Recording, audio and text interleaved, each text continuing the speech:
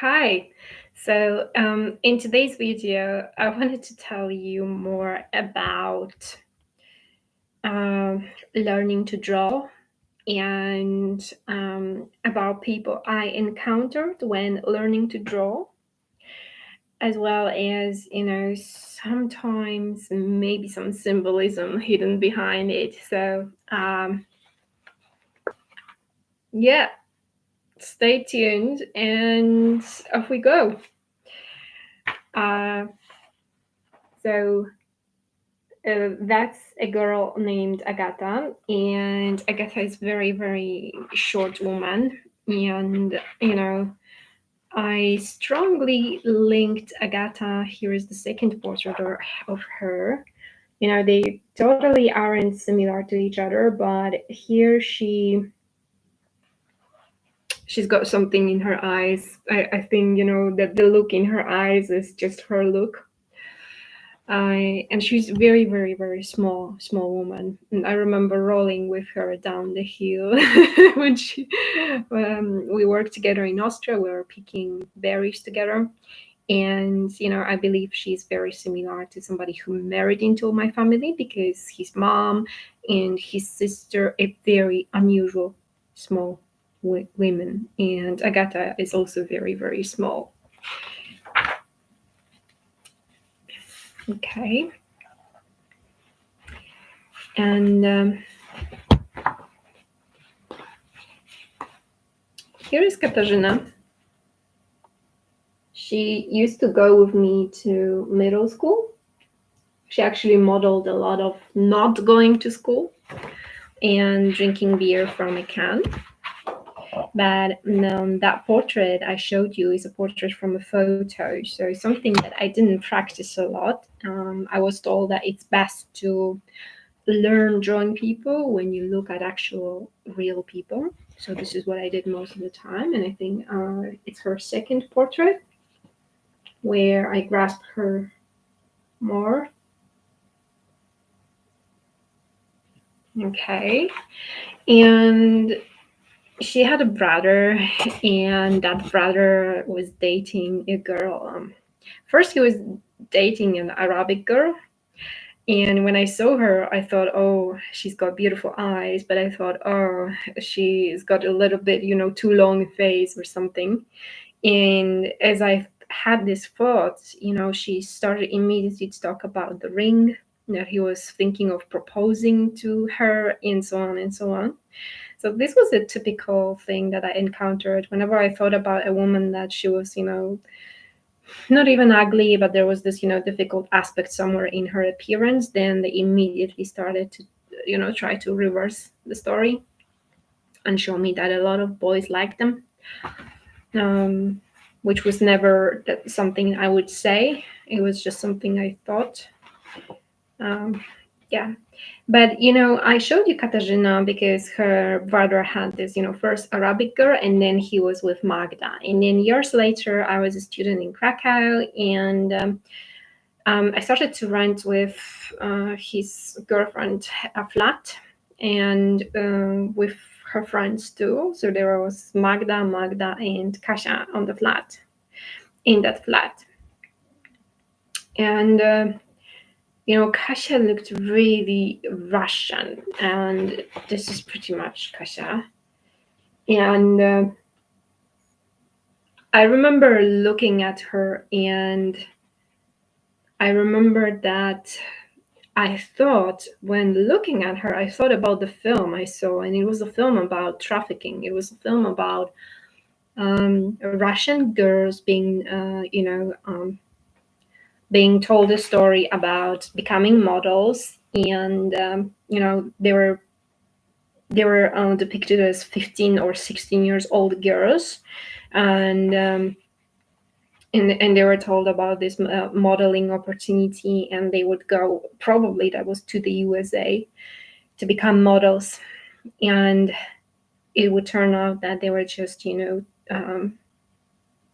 into sex trafficking. So I thought about in front of Kasia, because Kasia looked identically to the woman from that film.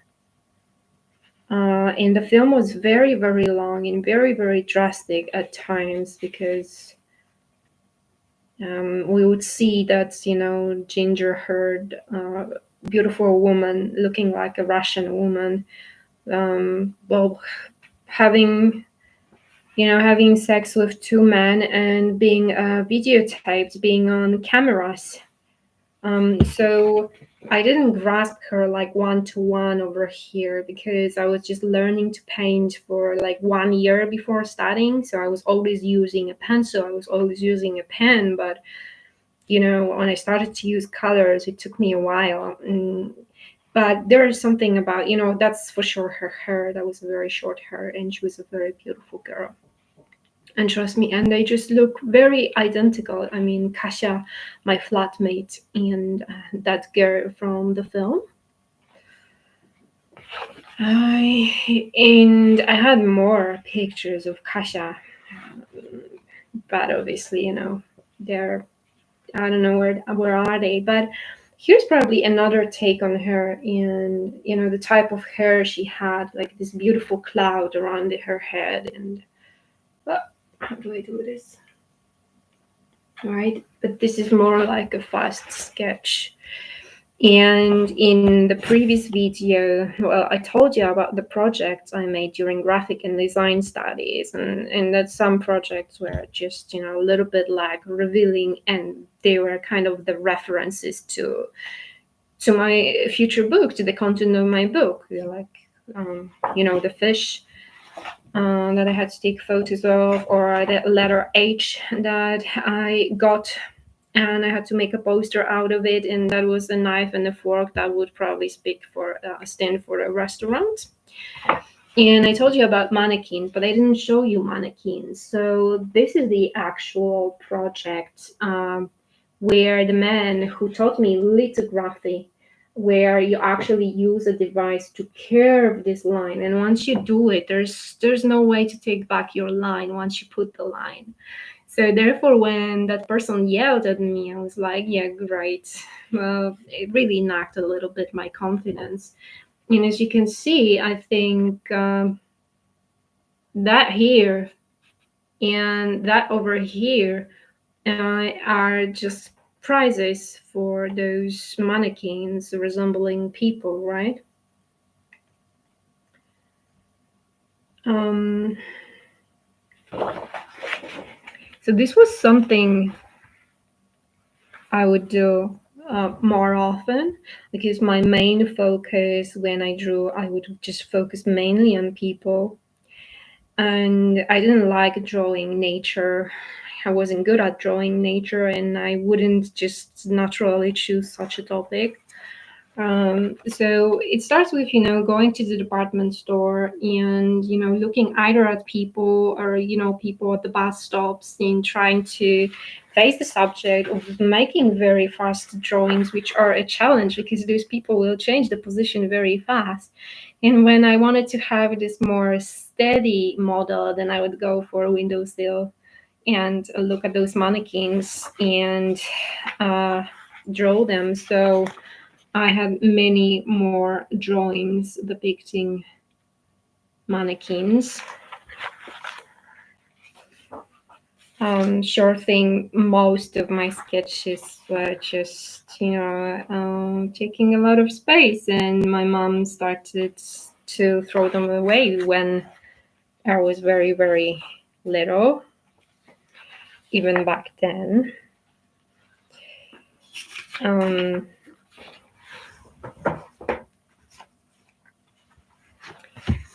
so for me, that's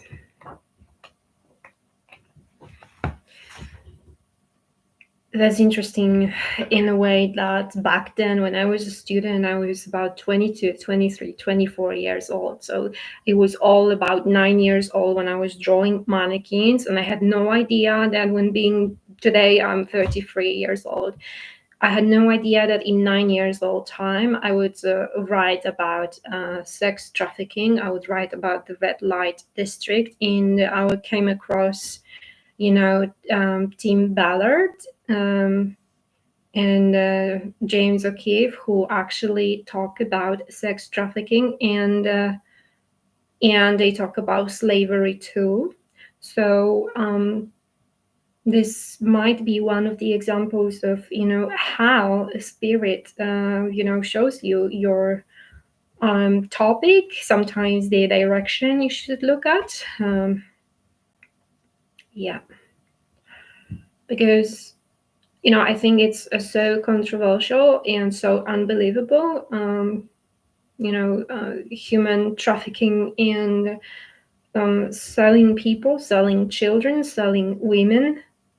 That's But for these people, we wouldn't just believe it. But for those who actually go out there and talk about those phenomenon, right?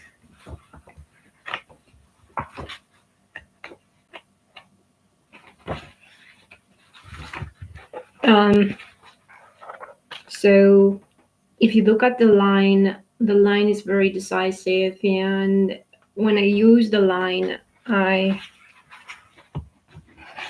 actually see that it's very concrete, and it's not scared.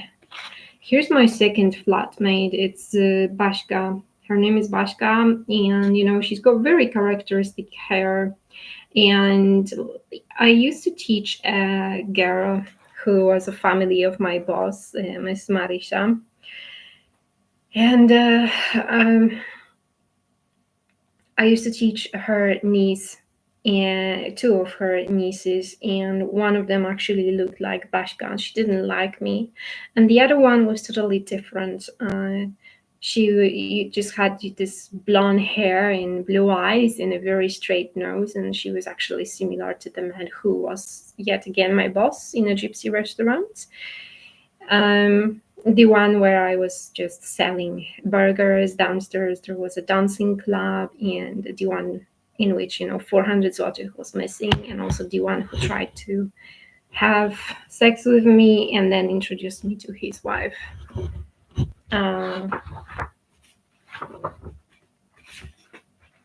so as we are speaking about the line, I would like to show you perhaps more interesting drawings, like here I'm sitting on the train and I use the line, and maybe there is no, space, and there's no differentiation between the lines, between showing you how the window looks like and how the bag looks like. The bag is going to be made of different material than, for example, the clothes that the woman is wearing, right? So maybe I wasn't good at that, but for the fast drawing and for using a pen, it's very, it's very decisive, very as if certain of what the hand is doing, and same is here. So that's me focusing more on grasping the entire body rather than face. I could never catch my face. um,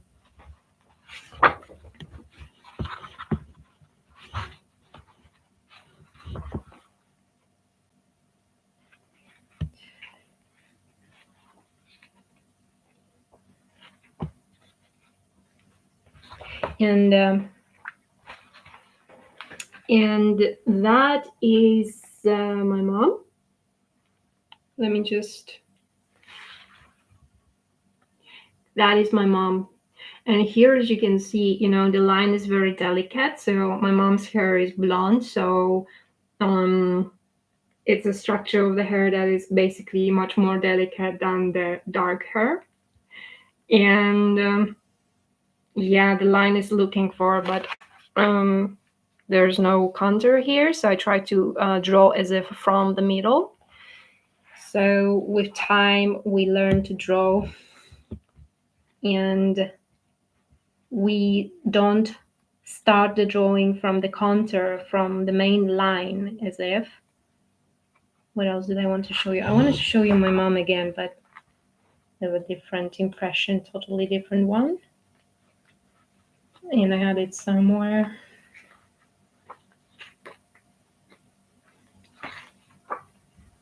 You could just bear with me a minute.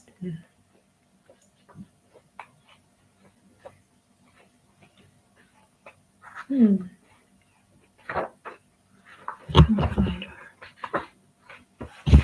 Okay.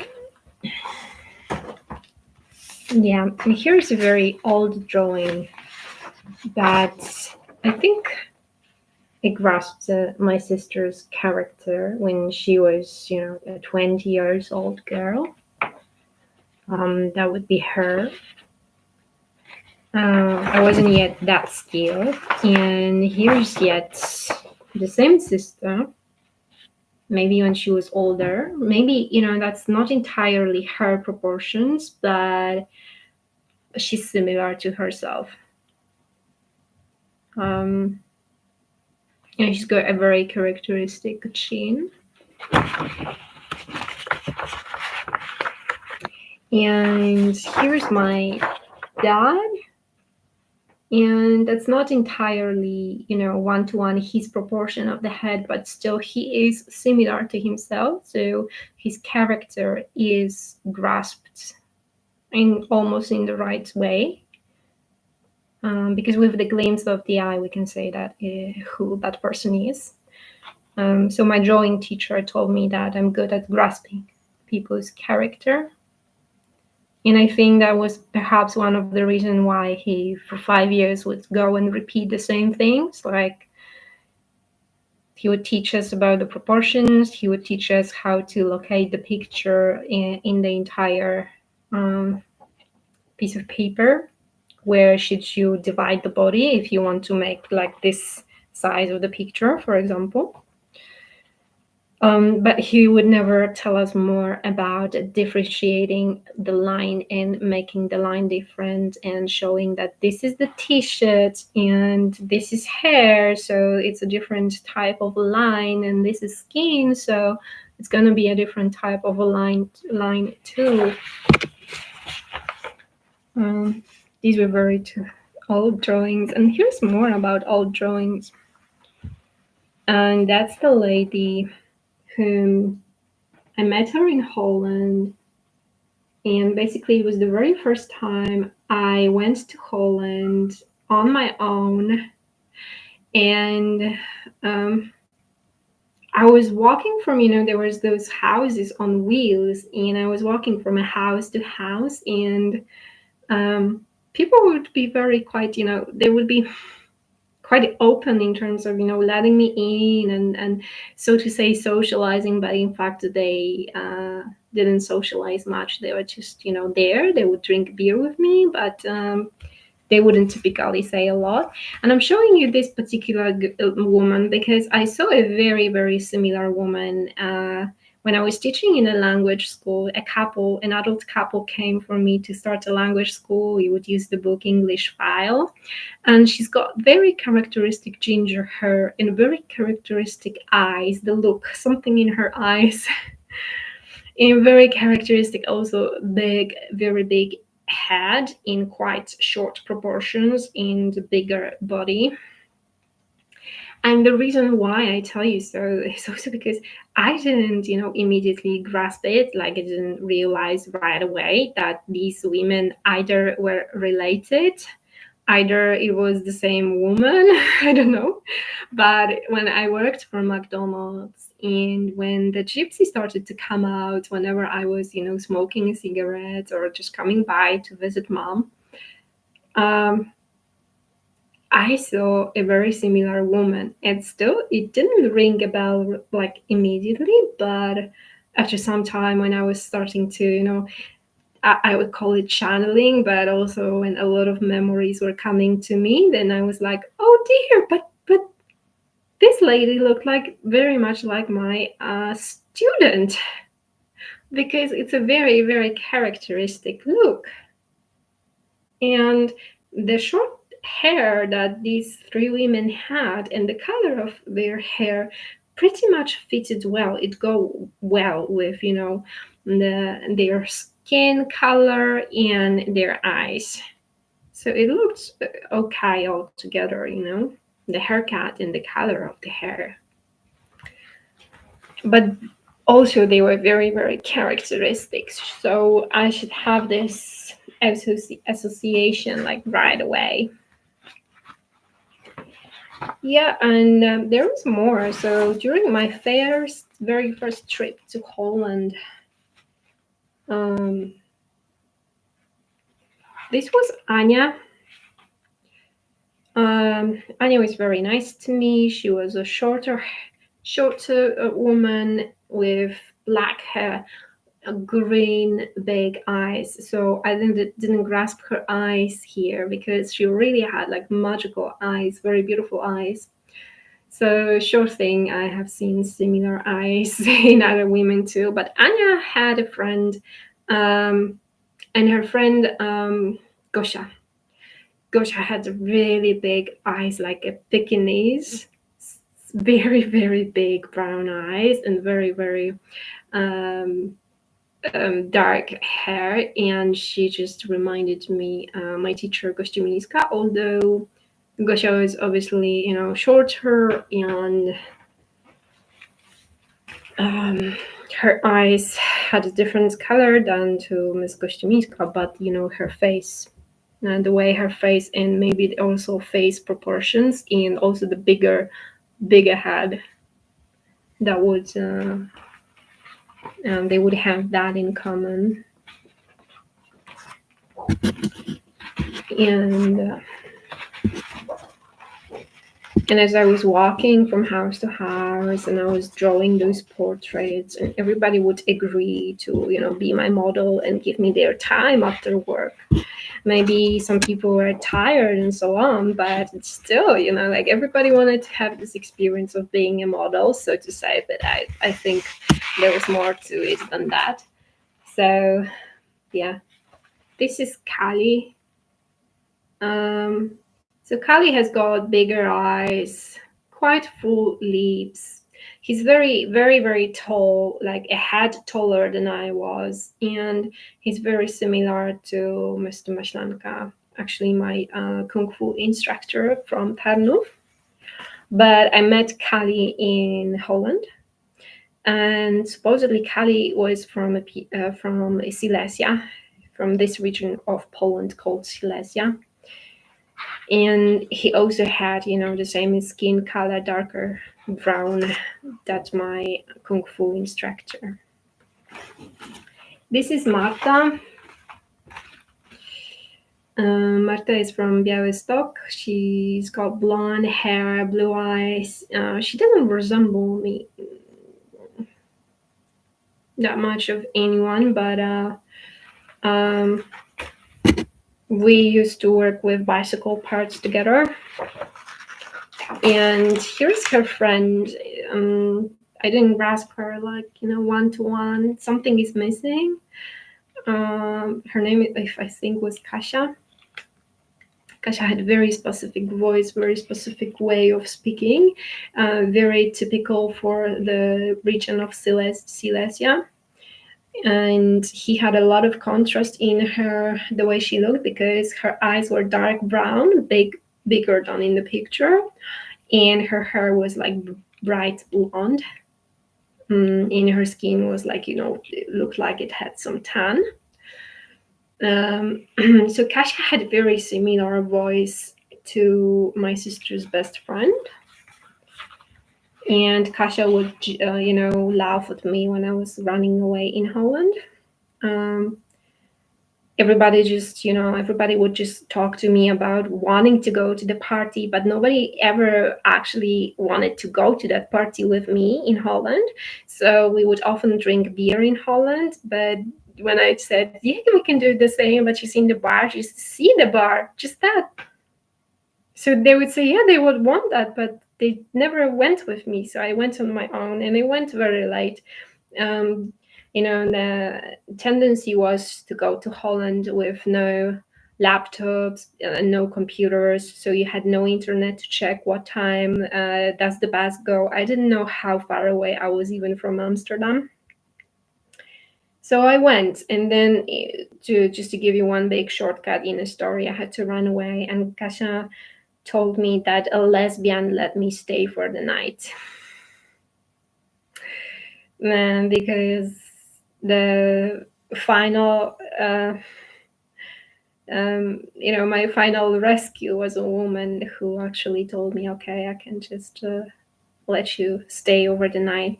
I was running away and I was knocking on the doors, and finally, I could hear people talking on the tenant's house phone. They let me in, they heard my story, and they were like, we're just taking care over this flat because nobody stays for the night. And we were asked to just take care of the flat while the owners were away. And I was like, okay, so I have to go in the street.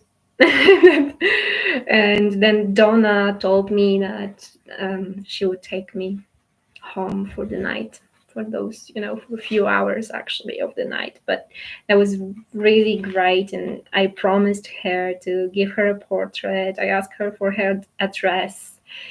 And I asked her to send me her photo. And I never sent her that portrait. And I really, really regret.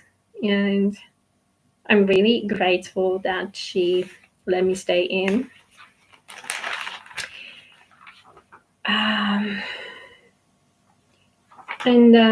When I studied graphic and design, I don't know, this is this is a poem called Lilia. It's really tragical and so on. But when I think about gypsy magic in the entire world of manifestation, so it works that way, that when you write something, you put into it the energy. When you think about something, you put the energy, your attention into it. When you talk about something or repeat yourself something, then the more you do it, the more possible it is that you will manifest it, right? So here's a stupid poem that I used a very specific, it's a very specific type of a pen that you use ink to put the letters on that type of paper. And that's something we had to do during studies. We learned about Roman type of writing, where you had a specific, hand movements to build specific letters. Like when you think of B, then you start with B going down, and then you go here, and then you finish up here. And with C, you go here, and then you finish here. So with that type of writing, we're supposed to choose a quote, and I chose a very, very horrible quote from Kempinski's book. And that was a quote regarding, a person to whom everything was connected, and everything was regarding him and his life. So that was the definition of an insane person who suffered from schizophrenia. But the entire book is actually written by the person who thought that autism was mental illness. So the entire book is strongly outdated. And when I was writing it, I actually lived with the woman that very much resembled me, the woman from the film about Russian girl and trafficking. So in my book Piglet, of course, I write to you about the book cover. That I was supposed to design a book cover, and I thought about Margit Sandemo and the Iced People legend. The legend of the iced people, and to do so I used the photo of the apple, but it was a black photo and it was out of focus, so you could just see a circle and maybe even more circles in it. So turns out that there were three of them, and they're actually pretty much invisible, so you won't see too much. That's one of the book covers. That's the other one.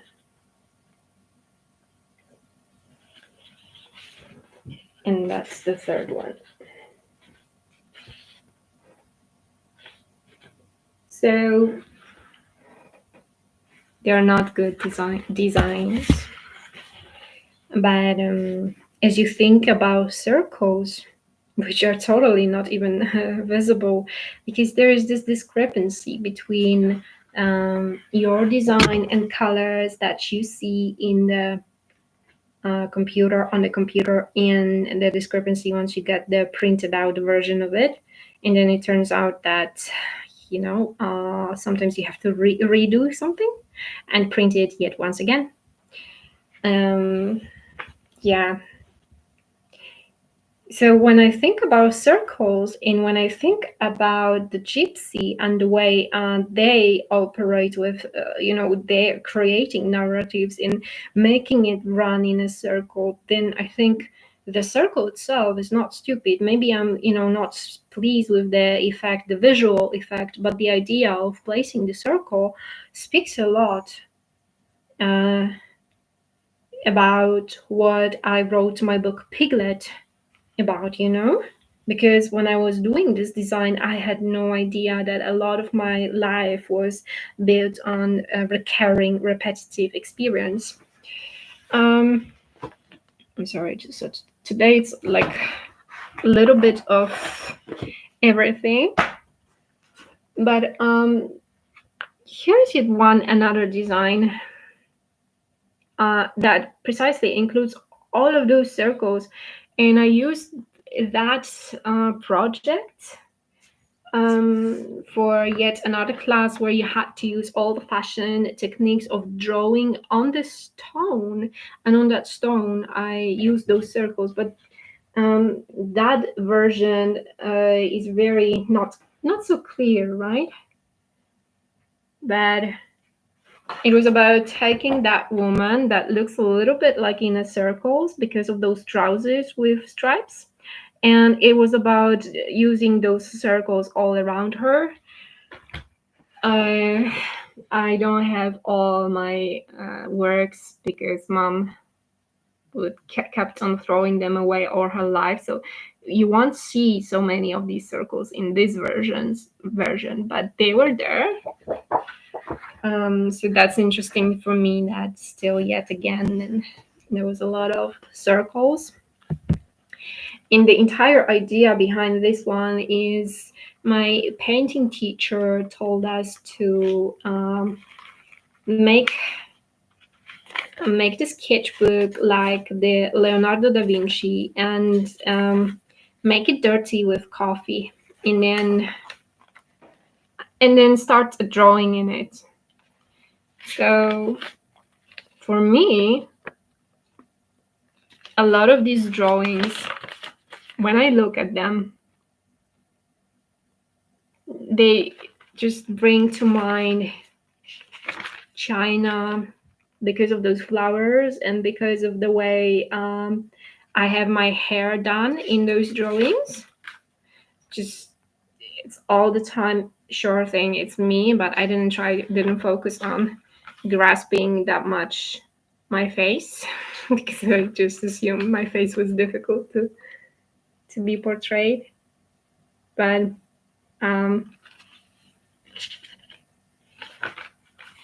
it all the time, because of that hair and because of that blouse, it all the time brings in mind China when I look at them. Yeah, not always, I know. Here too. Oh, very much this one too. And this one.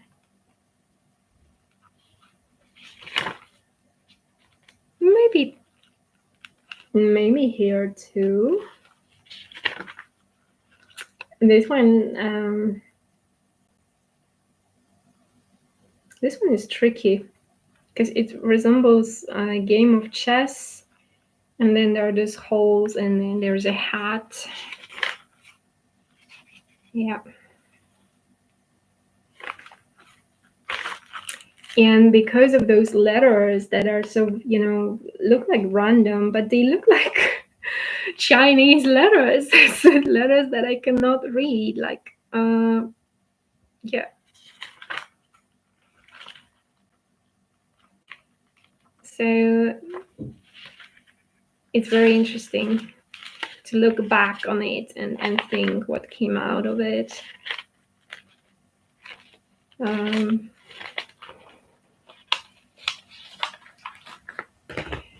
and if there is anything else I wanted to show you,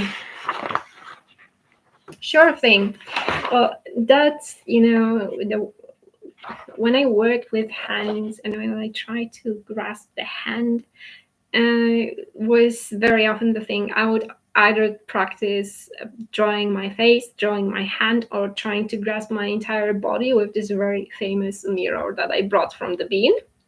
So very often I would focus on the hand because Mr. Pazera, my very great teacher, and very skilled teacher, told me that drawing the hand is very difficult when we think about drawing that particular hand, the one that we look at, because to draw any hand that just is uh, in that position, it's probably not a big challenge, but to draw that hand that's got these proportions and that is similar and that's got this character, then that can be challenging. So probably because of Mr. Pazetta, I started to think um, about working with the hand.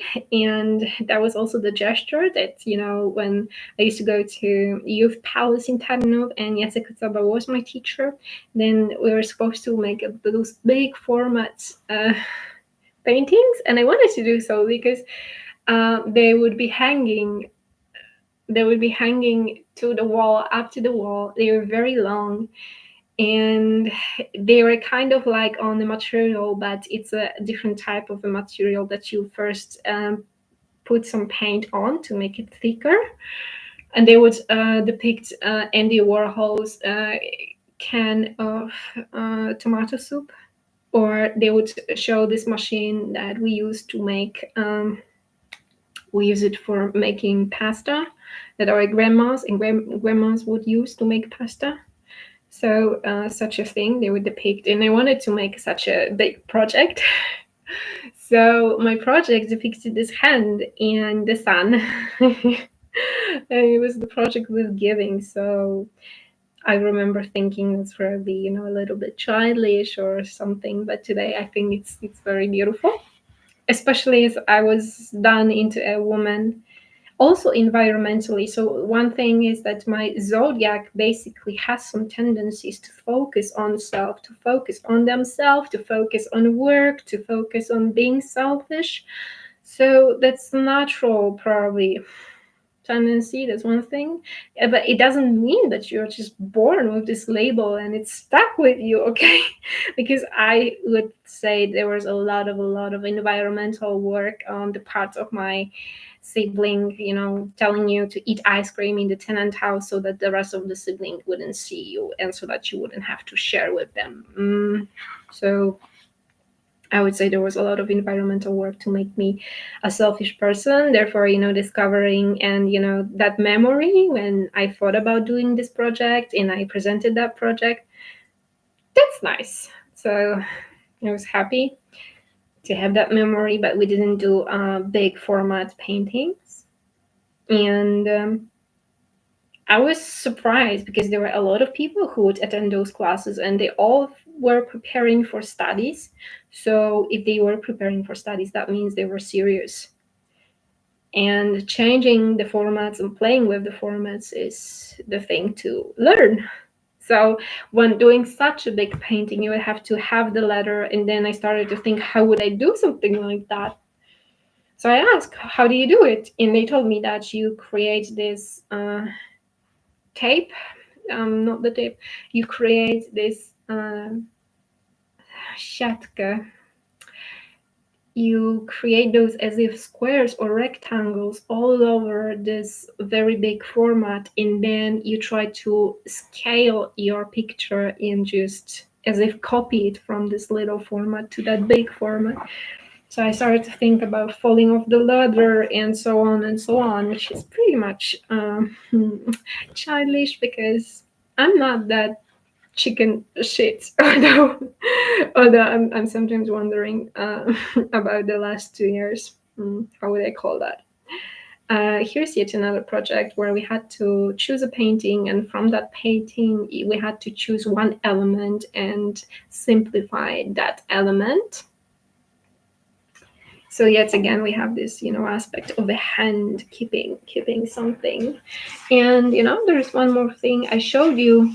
It's a very long video, isn't it?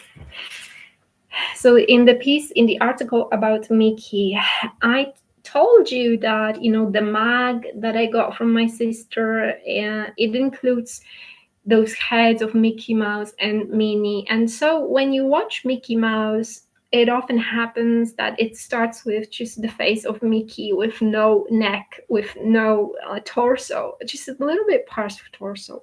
So excuse me, when I was learning to draw, I was taught that if you show just head and you want to make a big portrait and just you draw only head, and that head looks like it was out of the body, like it was cut out of the body.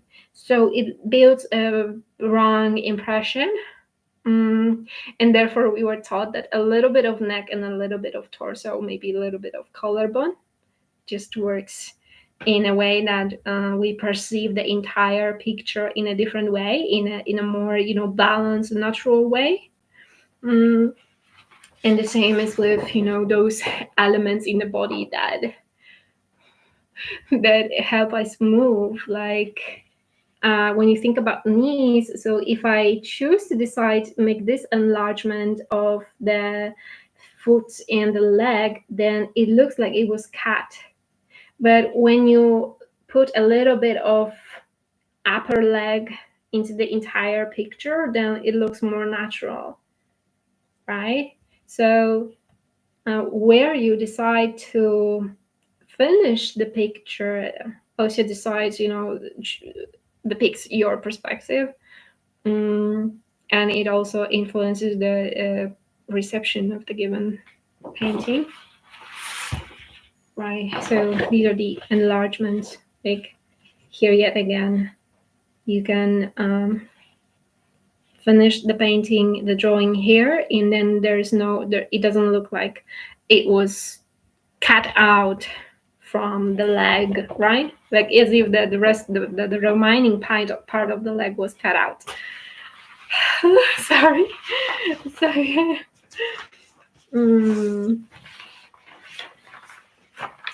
And yeah, here's an old drawing where I was still learning to draw, but I think it's quite interesting, and the line is more decisive over here. And here is yet another one where I don't use the light that well, because it's impossible to have that shadow here and the same shadow over here. But I like the way I use the line in that drawing.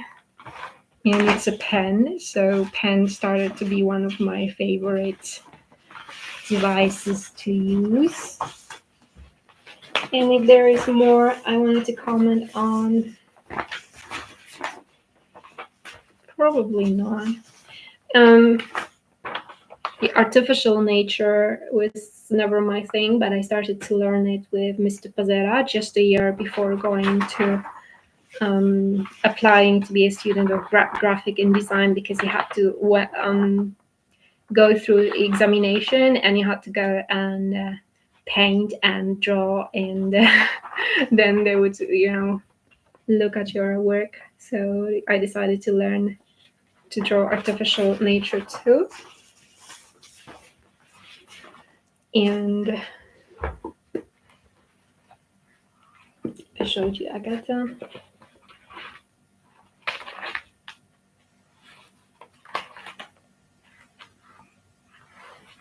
Okay, I think that's pretty much it.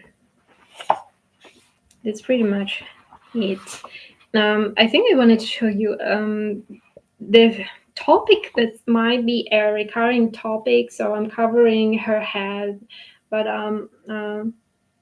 here's the photo I have taken. It's a very, very big photo, and um, it shows those flowers kept in that peculiar way, which is the way we in Poland carry flowers. But when I think about, you know, let women going to um, women who are about to get married, I think about happiness. I think about flowers being up, because then when you're happy, your entire body is up. It's George Lakoff who wrote about it. Like the entire your language will change. It will be more cheerful, and your body posture will be more cheerful.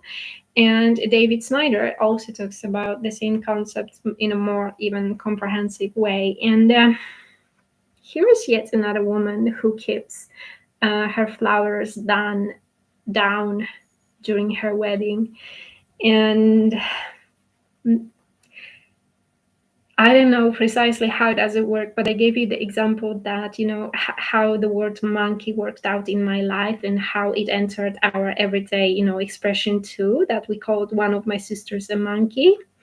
And I told you that, with time I had many more monkeys in my life. And, I do remember that in the past we had those photos taken with monkeys, with this carriage with two horses and monkeys. So, therefore, I think, taking photos in a given position, perhaps in gypsy families, can also be symbolic and can also have symbolic meaning and can also be a recurring thing that they pass from generation to generation and they want to have a photo taken